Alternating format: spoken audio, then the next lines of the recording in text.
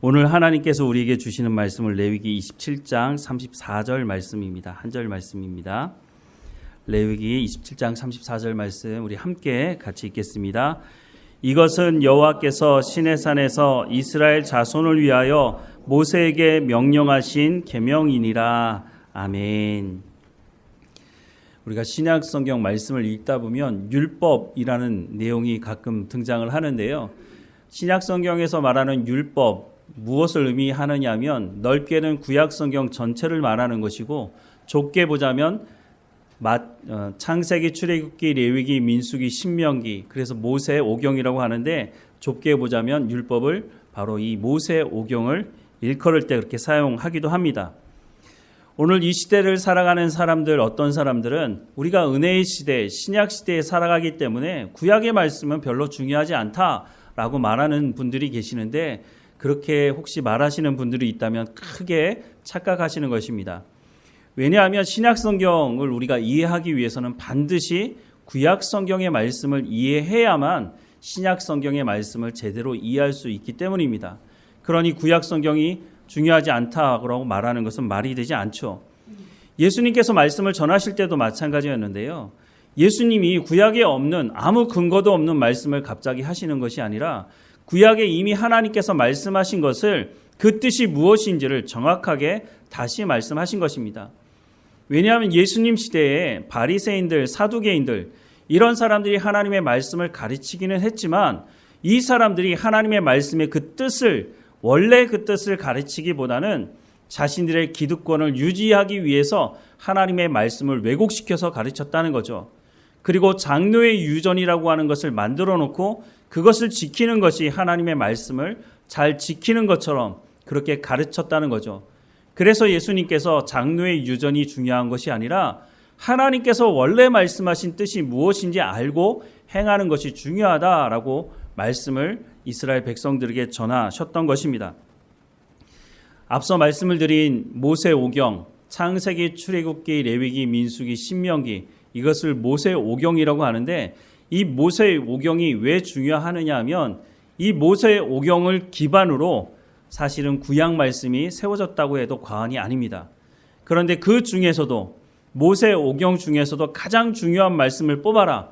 물론 모세 오경 전체가 다 중요한 말씀이지만 가장 중요한 말씀을 뽑아라 그러면 레위기 말씀입니다. 왜 레위기 말씀이 중요할까요? 창세기 얼마나 중요합니까? 출애굽기, 이스라엘 백성들 입장에서 본다면 출애굽의 역사를 기록하고 또 그것을 기억하고 그 안에 하나님께서 얼마나 많은 은혜를 베푸셨는지 아는 건 너무너무 중요합니다. 또 광야에서 하나님 말씀대로 어떻게 살았는지를 기록한 민수기도 중요하고, 신명기 말씀, 사실 신명기 말씀은 레위기를 반복한 말씀입니다. 그런데 이제 이스라엘 백성들이 가나안 땅에 들어가야 되니까 그 사람들에게 설교식으로 레위기 말씀을 풀어서 설명한 말씀이 바로 신명기 말씀입니다. 그렇게 본다면 창세기, 출애굽기, 레위기, 민수기, 신명기 이 5가지 책 중에 2가지가 사실은 레위기 말씀을 하고 있는 것입니다. 그러니 레위기 말씀이 중요할 수밖에 없는 거죠. 사실 이거보다 더 중요한 이유가 있는데요. 레위기 말씀의 핵심은 하나님의 백성들이 이 땅에서 어떻게 살아가야 되는지에 대한 말씀을 하고 있기 때문에 너무너무 중요한 말씀이라고 하는 것입니다. 우리가 오늘부터 레위기 말씀을 조금씩 보게 될 텐데요. 레위기 말씀을 다 보고 난 뒤에 우리가 에베소 말씀을 이미 보았는데 그 말씀을 한번 다시 살펴보십시오. 이거 레위기에서 하던 말씀 아니야? 이런 말씀이 적지 않게 나오게 됩니다. 예수님께서 구약의 말씀도 인용해서 참 많은 말씀을 하셨는데요. 그 구약의 말씀을 인용할 때 제가 알기로는 가장 많이 인용한 본문이 바로 레위기에 있는 말씀이라고 하는 것입니다. 이렇게 중요한 레위기 말씀이 오늘 우리에게도 사실 중요합니다. 앞서서 조금 말씀을 드렸지만 에베소서 말씀, 교회가 어떠해야 하는지에 대한 말씀을 기록하고 있는데 그 말씀 안에 레위기의 흔적을 쉽게 찾아볼 수가 있다는 거죠. 또 로마서에도 이렇게 말씀을 하고 있는데요. 로마서 12장 1절과 2절 말씀에 보면 그러므로 형제들아 내가 하나님의 모든 자비하심으로 너희를 권하노니 너희 몸을 하나님이 기뻐하시는 거룩한 산 제물로 드리라. 이는 너희가 드릴 영적 예배니라. 너희는 이 세대를 본받지 말고 오직 마음을 새롭게 함으로 변화를 받아 하나님의 선하시고 기뻐하시고 온전하신 뜻이 무엇인지 분별하도록 하라라고 말씀합니다. 로마서 1장부터 11장까지 말씀을 끝내고 12장이 시작하면서 하시는 말씀입니다. 그러므로 형제들아 내가 하나님의 모든 자비하심으로 너희를 권하노니, 너무너무 중요한 말씀이라는 거죠. 너희 몸을 하나님이 기뻐하시는 거룩한 산 제물로 드리라. 이는 너희가 드릴 영적 예배니라 라고 말씀합니다. 영적인 예배, 무엇을 말하는 걸까요? 하나님의 말씀을 듣고 살아가는 삶을 얘기하는 것입니다. 우리가 그러면 이 시대를 어떻게 분별할 수 있을까요? 우리에게 분명히 이 세대를 본받지 말라 말씀하면서 오직 마음을 새롭게 함으로 변화를 받아 하나님의 선하시고 기뻐하시고 온전하신 뜻이 무엇인지 분별하도록 하라라고 말씀합니다. 어떤 기준으로요? 무엇을 가지고 이 세대를 우리가 분별할 수 있을까요? 하나님이 기뻐하시고 온전하신 뜻을 우리가 어떻게 이룰 수 있을까요? 앞서 영적 예배에 대해서도 말하고 있지만 하나님의 말씀을 듣고 순종하는 삶을 사는 것, 그것을 통해서 영적인 예배도 드릴 수 있고 이 세대도 분별할 수 있고 하나님이 기뻐하시는 예배, 삶을 살아갈 수 있다라고 말씀을 하고 있습니다. 그런데 레위기 말씀의 핵심이 뭐라고 말씀을 드렸습니까? 하나님의 백성들이 이 땅에서 어떻게 하나님의 백성다운 삶을 살아갈 것인지에 대한 말씀을 하고 있는 것이 바로 레위기 말씀이라고 하는 것이죠. 그러니까 로마서 12장 1절과 2절 말씀을 읽으면서 레위기의 말씀을 막 언급하고 있지 않지만 사실 레위기 말씀을 아는 사람들은 우리가 이 시대를 살아가면서도 우리가 레위기 말씀대로 살아가면 하나님을 기쁘시게 하는 영적인 예배를 드리며 살 수 있다라고 하는 것을 알게 되는 것입니다. 그래서 우리가 레위기 말씀을 제대로 알지 못하면 사실 신앙생활 제대로 하기가 쉽지가 않다는 거죠. 그런데 문제가 있습니다. 저도 어렸을 때부터 교회 다니면서 많은 설교를 들어봤지만 레위기를 가지고 설교를 하시는 분들 거의 없었던 것 같습니다. 설교자들이 레위기 말씀을 가지고 설교를 하지 않으니까 성도들이 따로 내가 레위기 말씀을 좀 보겠다라는 마음도 사실 갖기가 쉽지 않습니다. 게다가 제가 들었던 말들 중에 이런 말이 있는데 레위기는 어려워. 그러니까 어떻게 하라는 얘기죠? 그냥 대충 하고 넘어가라는 거죠. 성경 통독하는 분들도 레위기를 빼먹고 읽을 수는 없으니까 그것도 앞부분에 있으니까 창세기 있고 출애굽기까지는 그나마 좀 재밌게 읽는데 레위기에 딱 들었으면 이게 도대체 무슨 말 하는지 알지 못하겠고 뭘 들이다 마다 뭐 들었다 내렸다 뭘 태우고 말고 막 이런 내용 나오니까 야 그리고 레위기 어렵다 그랬잖아. 그러니까 어떻게 합니까? 안 읽을 수는 없고 대충 읽고 그냥 넘어가는 일들이 있는 것을 보게 됩니다. 그런데 여러분 레위기 알고 보면 어렵지 않습니다.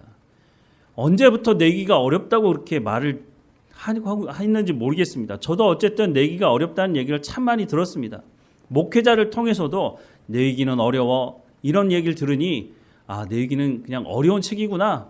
그러면 대충 하고 넘어가야 되겠구나 이런 생각을 했다는 거죠. 그런데 레위기 공부를 하다 보니까 레위기가 너무너무 중요한 말씀이라는 것입니다. 왜냐하면 레위기 말씀을 잘 지키느냐 지키지 않느냐에 따라서 이스라엘 백성들이 하나님 말씀에 순종했느냐 안 했느냐가 결정이 납니다. 이후에 왕이 세워지게 되는데 왕을 평가할 때도 레위기 말씀대로 행했느냐 행하지 않았느냐에 따라서 좋은 왕이냐 좋지 않은 왕이냐 판가름이 난다는 겁니다. 그러면 레위기 말씀이 중요하지 않을 수가 없는 것 아닙니까? 그런데 언제부터 그렇게 말이 되었는지 모르겠지만 레위기 말씀이 어렵다? 이거는 레위기 말씀, 이 중요한 말씀을 읽지 못하게 하고 듣지 못하게 하기 위한 사탄의 전략이 아닌가 하는 생각을 해봅니다. 그러니 오늘부터 여러분 안에 레위기는 어려워 이런 생각을 가지고 있다면 당장 버리시고 물론 쉽다는 얘기는 아닙니다. 그러니까 목회자들이 레위기 말씀을 피해서 설교한 거라고 생각이 드는데요.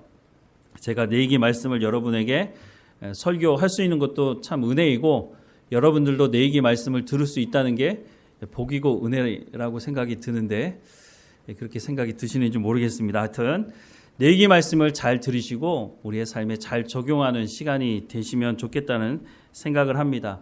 한 번 들어서 어려우면 주일 말씀은 정리해가지고 다시 말씀을 올려놓으니까 유튜브를 통해서 여러 번 반복해서 들으시고 여러분 걸로 여러분의 열매로 맺기 시작하시면 내기가 어렵지 않고 이렇게 살아가는 것이 정말 하나님 백성으로 살아가는 거구나라고 하는 것을 여러분 아시고 또 여러분 주변에 있는 사람들에게도 내기 말씀을 잘 이해하시고 또 가르치시면 좋겠다는 생각을 하시면 좋겠습니다.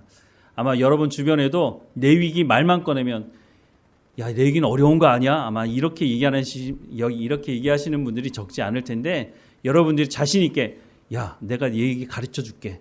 내위기 어렵지 않아.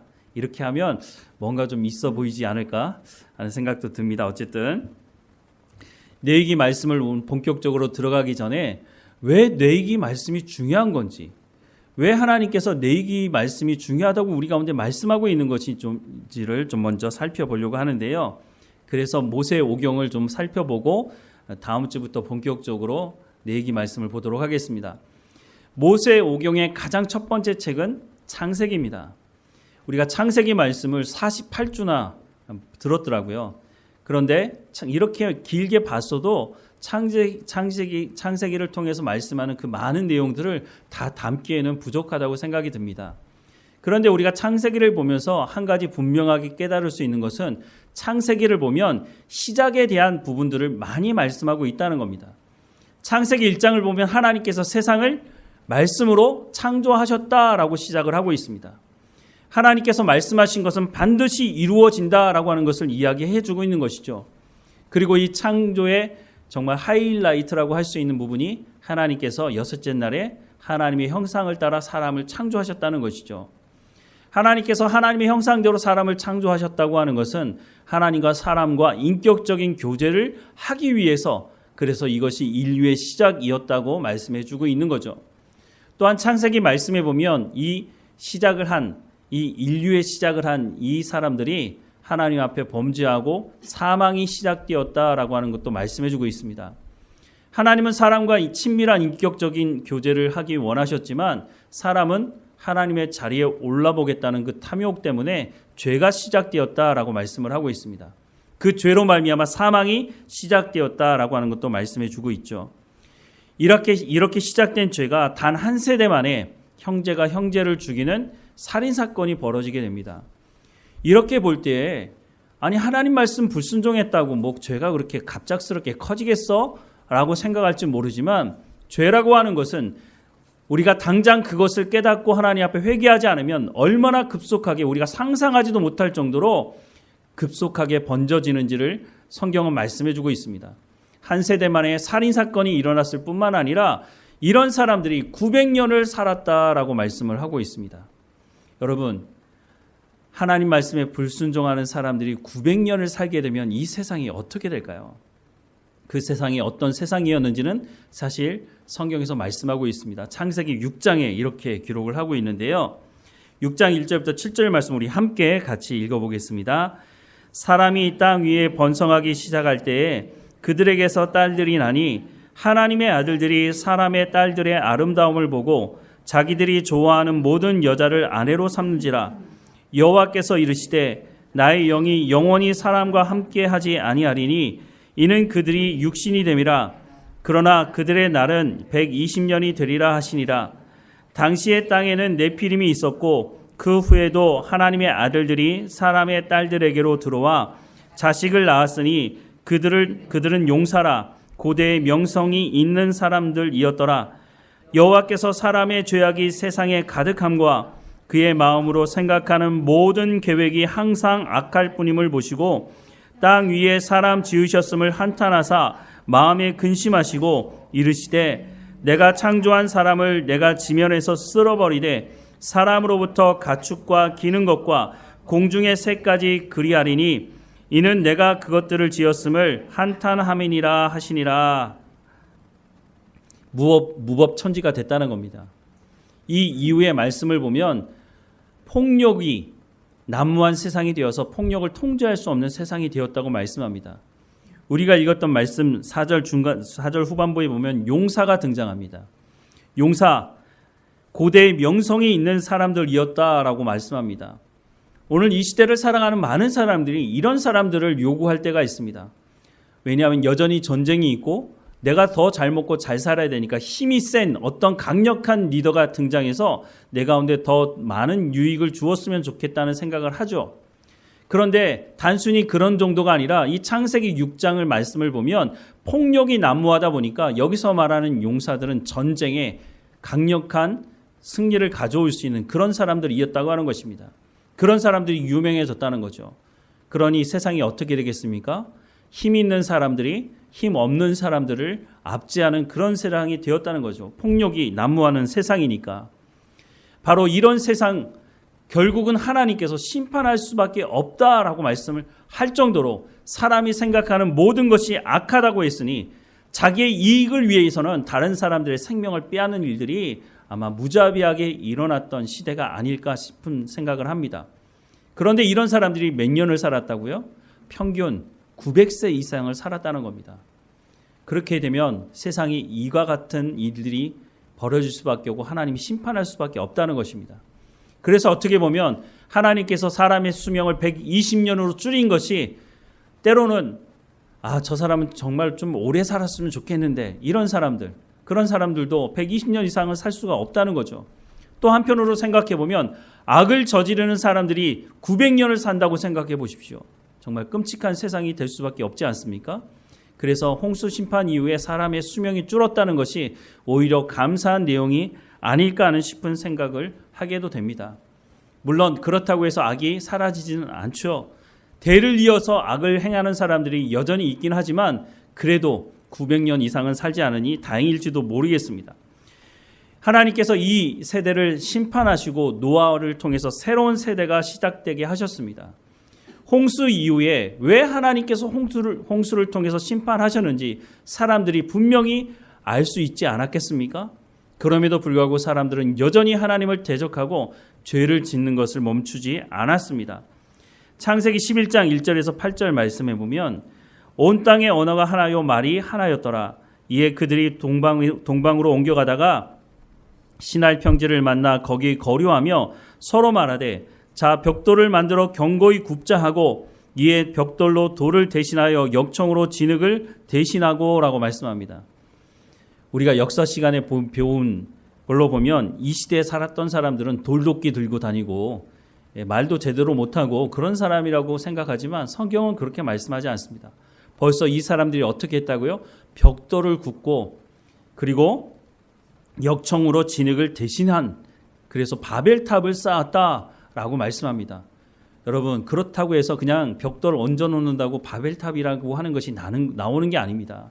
수학적이고 여러 가지 건축적인 여러 문제가 여기에 다 포함되어져 있는 것입니다. 원시인들이 아닌 거죠. 어쨌든 다시 말씀을 보면 4절 말씀에 또 말하되 자 성읍과 탑을 건설하여 그 탑 꼭대기를 하늘에 닿게 하여 우리 이름을 내고 온 지면의 흩어짐을 면하자 하였더니 여호와께서 사람들이 건설하는 그 성읍과 탑을 보려고 내려오셨더라.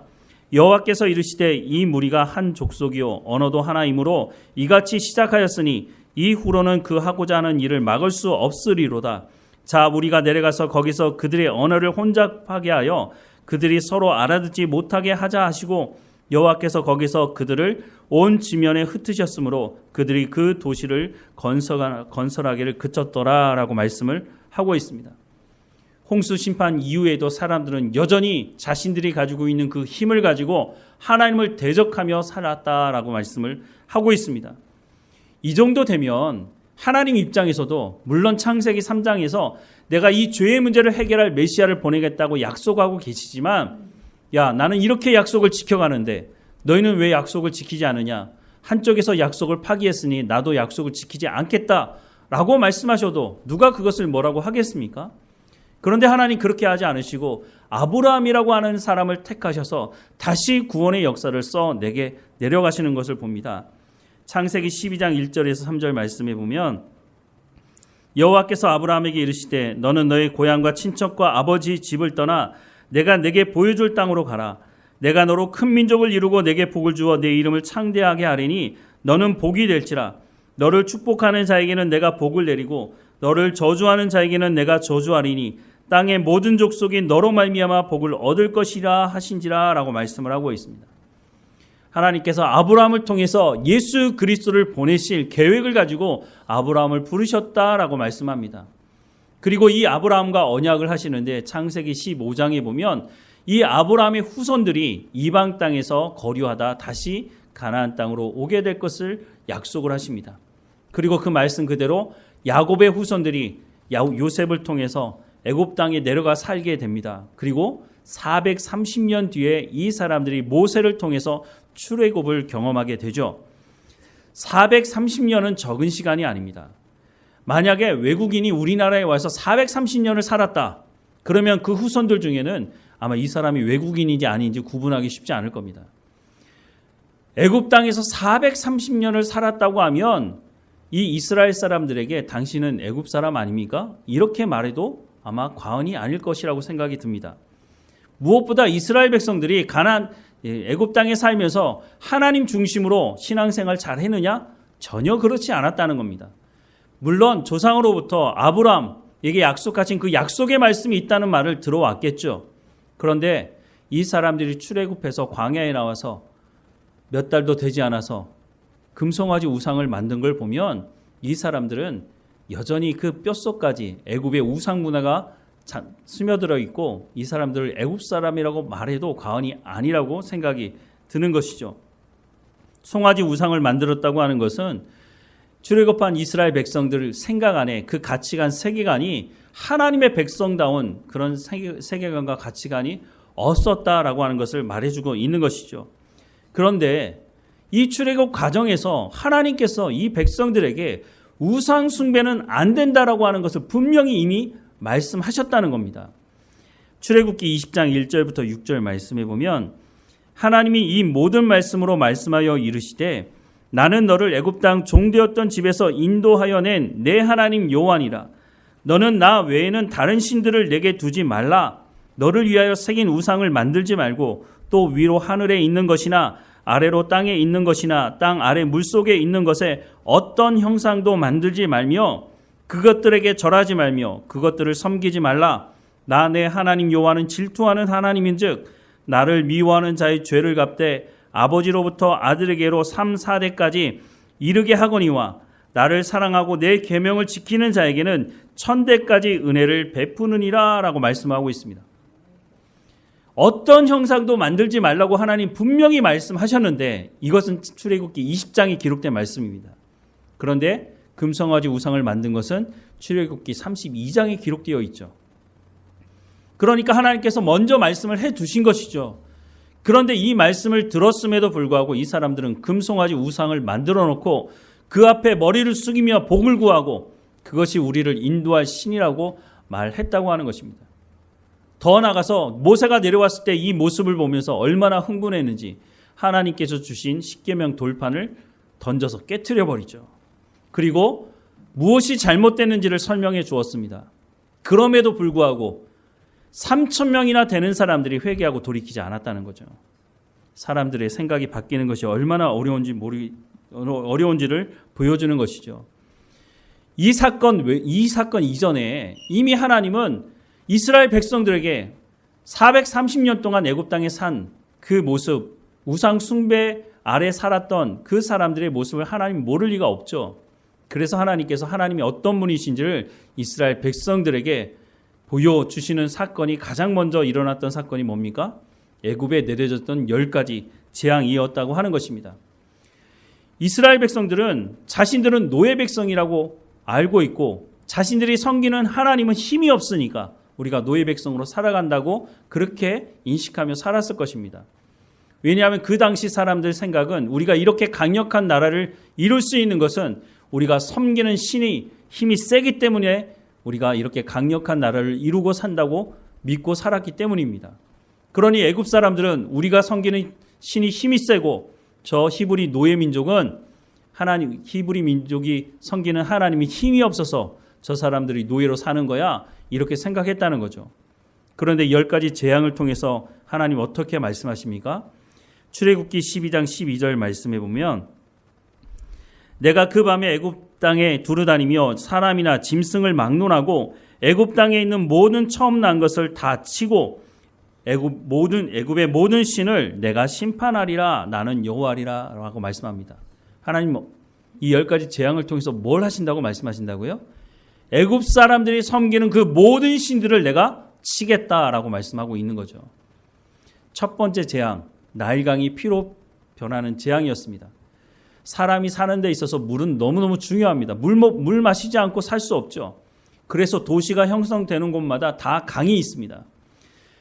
애굽 사람들도 강이 너무너무 소중하기 때문에 그 강을 다스리는 신이 있다고 생각을 했는데 그 강을 다스리는 신의 이름을 하피라고 했다고 합니다. 그런데 모세가 나타나서 그 나일강을 핏빛으로 바꾸었습니다. 그때 애굽의 마술사들이 물을 가져다가 핏빛으로 빨간색으로 변화시키는 마술을 부리긴 하지만 이 마술사들도 그 피로 변한 나일강을 다시 원래 상태로 돌릴 수 있는 능력은 없었다는 거죠. 생명을 가져다 주는 그 신이라고 섬기는 그 하피라고 하는 신이 어디 갔는지 등장하지 않는 겁니다. 그리고 두 번째 닥쳤던 재앙은 개구리 재앙이었습니다. 이 개구리 재앙도 다산을 상징하는 개구리를 닮은 헤케트라고 하는 신을 말한 헤케트라는 신이 있었는데 이 신이 아무 역할도 하지 못한다고 하는 것을 하나님께서 보여주신 것이죠. 개구리 한두 마리 있을 때는 야 개구리 예쁘다 이렇게 생각할지 모르지만 온 집안 안에 개구리가 득실거린다고 생각해 보십시오. 이 사람들이 이 개구리 신을 섬겼던 것은 풍요와 다산을 가져다 준다고 생각을 했는데 온 집안에 이 개구리가 득실거리니까 풍요를 가져다 주고 다산을 가져다 주는 것이 아니라 정말 사람들이 끔찍하게 생각하는 그런 일들이 벌어지는 것을 보면서 야, 우리가 섬기는 이 신이 정말 우리를 보호해 주는 게 맞나? 이런 생각을 하게 된 것이죠. 나머지 모든 재앙들도 다 애굽 사람들이 섬기던 신들과 관련이 있습니다.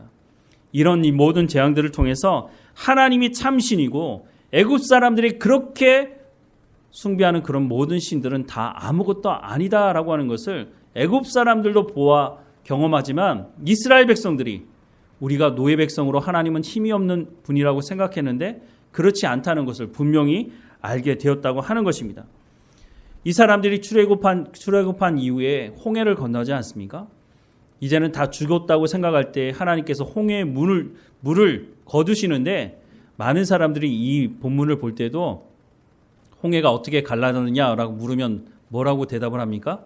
쫙 갈라졌다고 얘기하는데 여러분 성경을 잘 읽으셔야 되는데 출애굽기 14장 21절 말씀에 보면 모세가 바다 위로 손을 내밀매 여호와께서 큰 동풍이 밤새도록 바닷물을 물러가게 하시니 물이 갈라져 바다가 마른 땅이 된지라 라고 말씀합니다. 홍해가 어떻게 갈라졌다고요? 모세가 지팡이를 드니까 쫙 하고 갈라졌다고요? 뭐라고 갈라졌다고 말씀하고 있습니까? 물론 손을 내밀기는 했습니다. 여호와께서 큰 동풍이 밤새도록 바닷물을 물러가게 하시니 물이 갈라져 바다가 마른 땅이 되었다라고 말씀합니다. 물론 영화에서는 극적인 효과를 노리기 위해서 쫙 갈라졌다고 하는데 그래도 교회에서 가르칠 때는 제대로 가르쳐야 되지 않겠습니까? 그런데 교회 학교에서 선생님들을 다 가르치는 거 보면 선생님들도 영화만 보고 말씀을 안 봐서 그런지 모르겠는데 아이들에게 홍해가 쫙 하고 갈라졌다고 그러면 애들이 깜짝 놀라죠. 와 하는데 성경은 그렇게 말씀하고 있지 않다는 걸 최소한 우리도 알고 말씀을 좀 가르쳐야 되지 않을까 하는 생각을 합니다. 어쨌든 이 홍해를 건넌 이 사람들이 그 뒤를 따라오는 애굽 사람들, 애굽 군대들이 어떻게 되는 것을 보았습니까? 물이 다시 덮으면서 수장되는 모습도 봤죠. 하나님께서 이 백성들을 하나님이 어떤 분이신지를 출애굽하는 모든 과정을 통해서 하나님 계시하시고 보여주시고 직접 경험하게 하셨습니다. 그런데 이 사람들이 광야에 나와서 2달 반 만에 어떤 일을 벌이느냐. 출애굽기 16장 1절부터 4절 말씀해 보면 이스라엘 자손의 온 회중이 엘림에서 떠나 엘림과 시내산 사이에 있는 신광야에 이르니 애굽에서 나온 후 둘째 달 15일이라. 2달 반 됐죠. 이스라엘 자손 온 회중이 그 광야에서 모세와 아론을 원망하여 이스라엘 자손이 그들에게 이르되 우리가 애굽 땅에서 고기 가마 곁에 앉아 있었던 때와 떡을 배불리 먹던 때에 여호와의 손에 죽었더라면 좋았을 것을 너희가 이 광야로 우리를 인도해내어 이 온 회중이 줄여 죽게 하는도다. 이때 여호와께서 모세에게 이르시되 보라 내가 너희를 위하여 하늘의 양식을 비같이 내리리니 백성이 나가서 일용할 것을 날마다 거둘 것이라. 이같이 하여 그들이 내 율법을 준행하나 아니하나 내가 시험하리라 라고 말씀하고 있습니다. 사람의 생각이 바뀌는 것이 정말 쉽지 않은 것 같습니다. 10가지 재앙을 그 중에서도 3가지, 첫 번째, 두 번째, 세 번째 재앙은 이스라엘 백성들도 다 경험하고 자신들이 직접 겪었던 것입니다.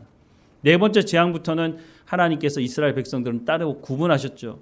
하지만 그 모습을 직접 목격하지 않았습니까? 홍해를 건너오는 애국 군대가 수장되는 것도 봤고, 광야는 사람이 살 수 있는 곳이 아닙니다. 그곳에 나왔을 때 저녁에는 얼어 죽지 않도록 하나님께서 불기둥으로 보호하시고, 낮에는 그 더위로 죽지 않도록 하나님께서 구름 기둥으로 인도하시고 계시는데, 지금까지 못 먹어서 죽은 사람이 단 한 사람도 있지 않은데 이 사람들 뭐라고 얘기하고 있습니까? 우리를 죽이려고 이 광야로 인도하느냐라고 하면서 애굽으로 돌아가자고 말하고 있는 것입니다. 사람의 생각이 바뀌는 것이 정말 쉽지 않아 보입니다. 하나님께서 이 백성들의 이 생각을 바꾸지 않으신다면, 이 백성들이 생각이 바뀌지 않는다면 이렇게 가나안 땅에 들어가면 무슨 일이 벌어지겠습니까? 우리가 이스라엘 역사를 다 보아서 알지만 이렇게 생각이 바뀌어지도록 하나님께서 광야에서 40년을 훈련하셨음에도 불구하고 이 이스라엘 백성들이 가나안 땅에 들어가서 우상을 숭배하는 일을 그치지 않았다는 거죠. 그런데 하나님께서 이 생각 자체를 바꾸지 않으셨다면 아마 더더욱 이스라엘 백성들은 아마 하나님 말씀에 불순종하는 우리가 상상할 수 없는 일들을 벌였을 거라고 생각이 듭니다. 그래서 하나님께서 이 백성들에게 이제는 너희가 하나님의 구원받은 백성이니 하나님 백성다운 삶을 살아갈 수 있도록 내가 너희에게 살아갈 길, 생각을 바꿀 수 있도록 해주겠다고 하셔서 주신 것이 바로 레위기 말씀이라고 하는 것입니다. 우상 숭배 안에 쩌들어 있던 이 사람들의 생각을 바꾸기 위해서 이제는 너희가 하나님의 백성다운 삶을 살라고 하나님께서 말씀으로 이 백성들에게 주신 것이 레위기 말씀이라고 하는 것입니다. 이 레위기 말씀이 오늘 우리에게도 중요합니다. 왜냐하면 우리가 예수 그리스도를 믿고 입으로는 분명히 우리가 하나님의 백성이라고 말하면서 삶에서는 예수의 향기가 전혀 나지 않는 사람들이 있기 때문입니다. 하나님 말씀대로 순종하며 살아가지 않는 것은 우리의 생각이 하나님의 말씀으로 바뀌지 않았기 때문인 것입니다. 하나님의 백성으로 이 땅에서 어떻게 살아가야 되는지에 대해서 레위기를 통해서 말씀하고 있으니 오늘 우리에게도 이 말씀이 너무너무 중요하다고 하는 것입니다. 레위기 말씀 첫 장부터 시작하는 것이 바로 예배에 대한 문제를 다루고 있습니다. 오늘 우리에게 있어서도 예배가 너무너무 중요하지 않습니까? 교회에 모여서 우리가 예배는 등한시하면서 행사만 치르고 있다면, 우리가 예배 드리지 않고 있다면 우리가 그리스도인이라고 말할 수가 없는 것이죠. 레위기 말씀에 그래서 첫 번째 말씀하는 것이 이스라엘 백성에게도 오늘 우리에게도 예배가 제일 중요하다라고 하는 것을 말씀을 시작하고 있다고 하는 것이죠. 초두에 레위기 말씀은 어렵다라고 말하는 그 말은 이제는 여러분 생각 속에서 지우라고 말씀을 드렸습니다. 사실 그런데 그렇게 말씀을 드려도 쉽지 않은 것 같습니다. 생각을 바꾸는 것이 쉽지 않다는 것 어디서 또 알 수 있느냐면 이 통계가 정말 맞는지 모르겠는데요. 여러 자료를 찾아보면 이런 내용이 있습니다. 교회를 출석하는 사람들 중에 점치러 가는 사람 몇 %나 여러분 될 거라고 생각하십니까? 아니 어떻게 교회를 다니면서 점을 치러 다녀? 이렇게 말하시는 분들이 있겠지만, 물론 이제 그런 분들은 그런 것과 관련이 없겠지만 약 30% 정도가 점집에 가서 점을 친다는 겁니다. 이거 어떻게 확인하는지 좀 모르겠지만, 그런데 주변에 보면 이런 생각을 가지고 있는 사람들이 적지가 않은 것도 사실입니다. 그냥 재미로 가봤어, 재미로. 그리고 요즘에는 굳이 무슨 깃발 달린 그런 점집에 가지 않아도 이런 점을 치는 곳이 우리의 일상생활 속으로 참 많이 들어와 있습니다. 타로라고 하는 것, 뭐 그런 것도 뭐 그냥 심심해서 그냥 한번 해본 거야 이렇게 얘기할 수 있지 모르지만, 정말로 하나님 백성들로 살아가는 사람이라면 그곳에 가지 않겠죠. 나 그냥 심심해서 운세 한번 봐봤어. 이렇게 얘기하는 것 자체가 우리의 생각이 하나님 말씀으로 바뀌지 않았다고 하는 것입니다. 우리가 이 세상 살면서 사람들이 교회를 향해서 참 손가락질하는 것을 쉽게 들을 수 있는 시대를 살아가고 있습니다. 왜 그럴까요? 하나님 말씀대로 살아가는 사람들이 많지 않기 때문인 것입니다. 그래서 우리가 더더욱 이 내이기 말씀을 잘 봐야 한다고 하는 것입니다. 내이기 말씀은 집을 세울 때 기초를 세우는 것과 같습니다. 이 내이기 말씀을 우리가 잘 듣고 순종한다면 우리가 하나님 백성다운 삶을 살아감으로 주변 사람들에게 그렇지, 예수 믿는 사람들은 저렇게 사는 게 맞지 라고 하는 이야기를 들을 수 있는 열매를 맺게 될 것입니다. 내이기 말씀을 보면서 여러분 내이기 말씀도 읽어보시고, 다시 한번 말씀을 드리지만 내이기 말씀 어렵다고 생각은 내려놓으시고 말씀을 듣고 이렇게 사는 것이 백성다운, 하나님의 백성다운 삶을 살아가는 것이구나 라고 하는 것을 분명히 알고, 최소한 오늘 말씀을, 우리 내이기 말씀을 듣는 우리를 통해서 우리가 하나님 백성다운 교회다움이 무엇인지를 보여주는 우리 성도들 또 교회가 되기를 주님의 이름으로 축원합니다. 우리 다 함께 결단의 찬송 이후에 결단의 기도를 드리겠습니다.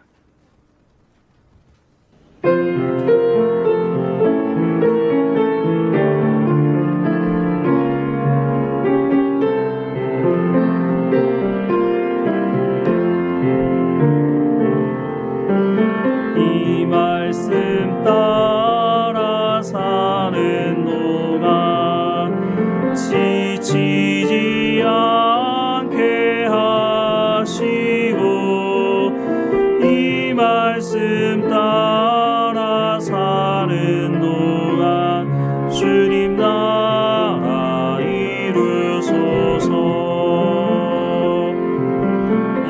이 말씀 따라 사는 동안 지치지 않게 하시고, 이 말씀 따라 사는 동안 주님 나라 이루소서.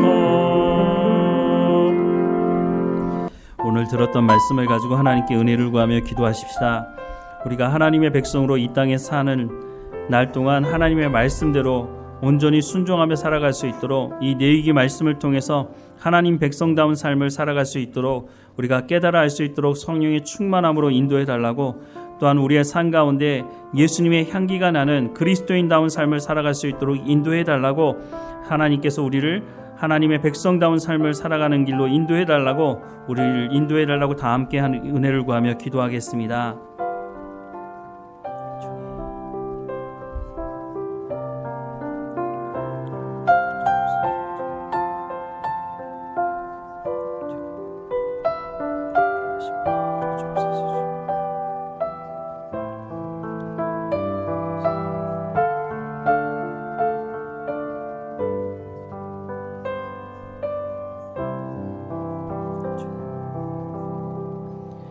사랑하는 하나님, 하나님의 말씀 앞에 있을 때마다 성령께서 하나님의 말씀을 제대로 깨달아 알게 하시고, 말씀을 전하는 저나 말씀을 듣는 성도들이나 모두가 다 하나님의 백성다운 삶을 살아가는 현장 가운데 있도록 은혜를 베풀어 주옵소서. 하나님, 이 땅에서 우리가 소금과 빛의 역할을 감당하게 하시고, 우리 주변 사람들에게 하나님의 백성들은 어떻게 살아가는지를 증거할 수 있도록 우리의 삶에 성령의 열매가 맺어지도록 은혜를 허락해 주옵소서. 우리의 생각이 하나님 말씀으로 바뀌어지게 하옵소서. 우리가 옛 습관을 쫓아서 옛 사람으로 살아가지 않도록, 우리가 탐욕을 쫓아 살아가고 교만한 가운데 살아가지 않도록 하나님 우리를 불쌍히 여기시며 날마다 주의 말씀을 사모함으로, 듣기를 사모하고 또한 행함으로 하나님의 열매를 맺어가는 삶이 될 수 있도록 은혜를 베풀어 주옵소서. 우리의 가정이, 우리가 일하는 일터가 하나님의 영광이 드러나는 곳이 될 수 있도록 하나님 인도해 주옵소서. 우리의 육체의 건강함도 허락해 주시며 우리 가운데 맡겨진 모든 일도 잘 감당할 수 있도록 지혜와 명철과 총명을 허락해 주옵소서. 하나님, 어느 곳에 있든지 하나님과 동행하는 삶이 되게 하시며 한 주일 살다 돌아와서 하나님께 영광을 돌리며 감사함으로 예배할 수 있도록 우리의 한 주일의 삶을 주관하시고 인도해 주옵소서. 늘 우리와 함께 하시는 하나님 감사하고 예수 그리스도 이름으로 기도드립니다. 아멘. 다 함께 자리에서 일어나셔서 찬송가 546장 함께 찬양하겠습니다. 찬송가 546장입니다. 주님 약속하신 말씀 위에서 영원토록 주를 찬송하리라. 소리 높여 주께 영광 돌리며 약속 믿고 굳게 서리라. 굳게 서리. 영원하신 말씀 위에 굳게 서리. 굳게 서리.